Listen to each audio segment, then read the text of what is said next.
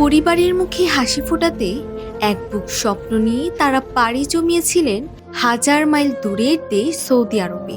দিনরাত ঘাম ঝরিয়ে উপার্জন করেই দেশে টাকা পাঠাতেন, গড়ার চেষ্টা করছিলেন প্রিয়জনদের সুন্দর ভবিষ্যৎ। কিন্তু কে জানতো একটি মর্মান্তিক দুপুর তাদের সব স্বপ্ন আর বেঁচে থাকার লড়াই চিরতরে থামিয়ে দেবে। সৌদি আরবের রাজধানী রিয়াদের একটি সোফা কারখানায় ঘটে গেল এমনই এক প্রলয়ঙ্করী অগ্নিকাণ্ড।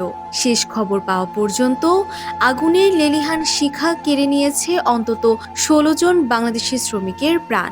রিয়াদের বাংলাদেশ দূতাবাস ও স্থানীয় ফায়ার সার্ভিসের উদ্ধৃতি দিয়ে প্রবাসী কল্যাণ মন্ত্রণালয় এই ভয়াবহ দুর্ঘটনার খবর নিশ্চিত করেছে। প্রত্যক্ষদর্শীরা জানাচ্ছে আগুনের তীব্রতা এতটাই বেশি যে মৃতদেহগুলো শনাক্ত করাও এখন এক কঠিন চ্যালেঞ্জ হয়ে দাঁড়িয়েছে। এই হৃদয় বিদারক ঘটনার সবচেয়ে বড় আঘাতটি এসেছে বাংলাদেশের উত্তর জনপদে। নিহতদের মধ্যে অন্তত ১০ জনের বাড়ি নওগাঁর আত্রাই উপজেলায় এবং ৩ জনের বাড়ি নাটোরের নলডাঙ্গায়। নওগাঁর আত্রাই থেকে খবর আসছে, একের পর এক প্রবাসীর মৃত্যুর খবর পৌঁছানোর পর থেকে পুরো উপজেলায় নেমে এসেছে শোকের মাতম। গন্ডগোহালী, বিশা, পারকাসুন্দা ও ডুবাই সহ বিভিন্ন গ্রামে এখন কেবলই স্বজনদের কান্নার রোল। নিহতদের তালিকায় রয়েছেন সাগর, মজিদুল, ফরিদ, সুমন, হাসিবুল, মোহন, রুবেল, কলি ও জলিলের মতো তরুণেরা, যাদের উপার্জনের উপর ভরসা করে চলত তাদের পরিবারগুলো।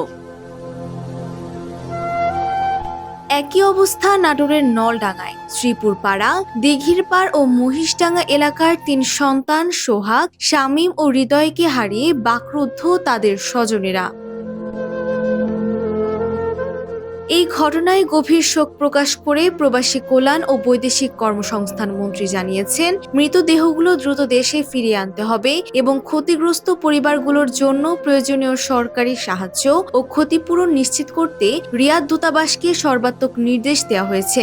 সংসারের চাকা ঘোরাতে গিয়ে অচিন দেশে লাশ হয়ে ফেরা এই মানুষদের গল্প পুরো দেশকে আজ কাঁদিয়ে গেল।